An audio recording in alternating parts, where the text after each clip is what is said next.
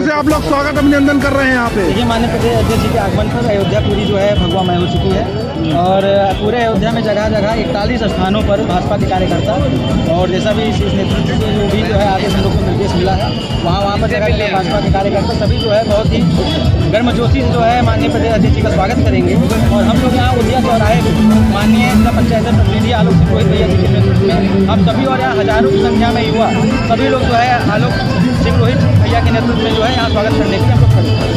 अपना नाम और पता? यस पार्टी भाजपा जी आ रहे हैं, किस प्रकार से उदिया चौराहे में स्वागत होगा?